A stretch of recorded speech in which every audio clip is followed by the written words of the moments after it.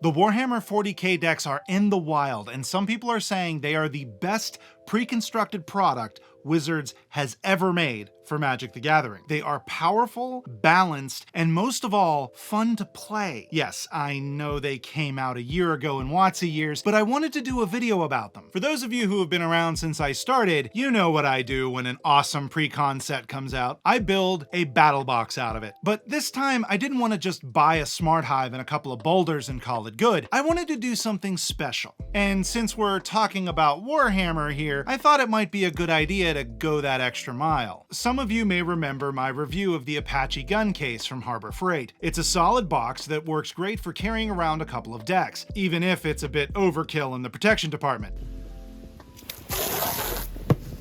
But I realized I could use this. It would look perfect. And by a stroke of luck, I had already cut the foam inside it to fit 4 commander decks in prisms. But it ain't Warhammer if you don't spend way too much money on paint and supplies and then keep putting it off until the last minute when you can do it in a full rush right before you need to get it done.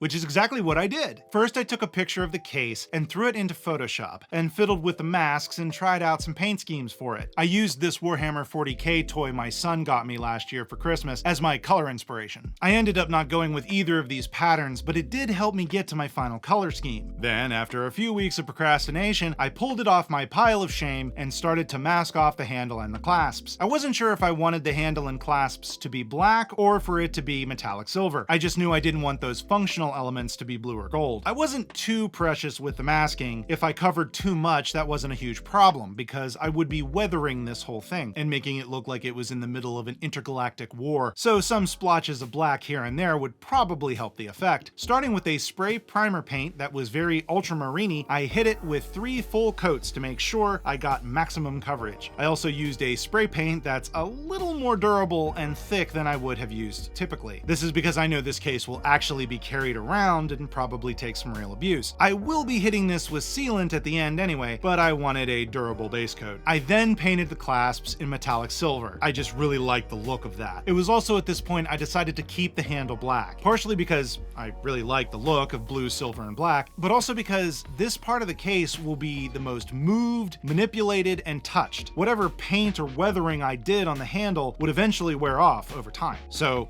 it's staying black. Now, the original plan that I was going to do was doing gold on all this piping that was on top of the case, much like this poorly rendered picture here. But after sitting with it for a bit, I didn't like that look. It was too busy. I decided to leave it mostly blue and to 3D print an insignia from Warhammer 40K that I could glue onto this center section. I decided to go with this symbol. I think it's called the Omega symbol that are on the Ultramarines. There's another one there.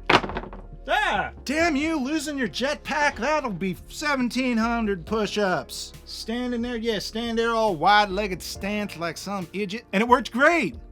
Until I didn't like it. You see, it didn't scream Warhammer. I decided to keep looking. Finally, I found this great print file on cult3d.com by The 3D Makes. I printed that sucker off and it worked perfect. And so I didn't waste the Omega symbol, I put it around the waterproof knob for the case. This may be a faux pas to include these symbols together on a thing, I honestly don't know. Let me know in the comments if this is an acceptable use of Warhammer symbology. Now it was time to make this thing look like it had been through a war. I started using Strong Tone from Army Painter. I painted directly into the corners and avoided the large flat areas because that is what you're taught when it comes to washes. Washes and large smooth surfaces make for splotchy results. It ended up that for this case, that wasn't the case, and it really comes down to the fact that the top of this case is pitted. I realized this could handle getting a full wash on it all over and it won't get splotchy. The wash will go into the pitting and make it look nice and grungy. After the wash was all finished, I needed to muddy this sucker up. I grabbed some random browns and I just took a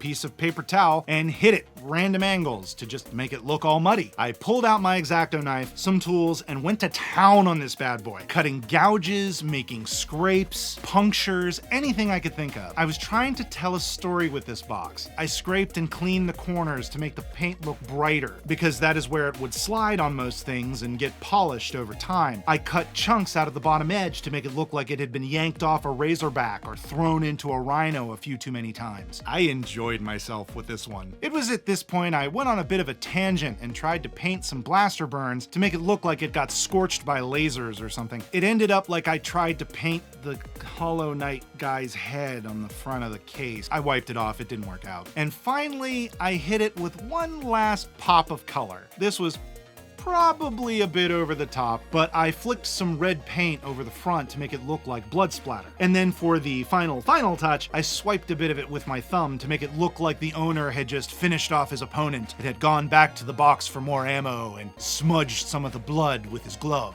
Told you I was telling a story. So finally, I was done, and this is what it looks like.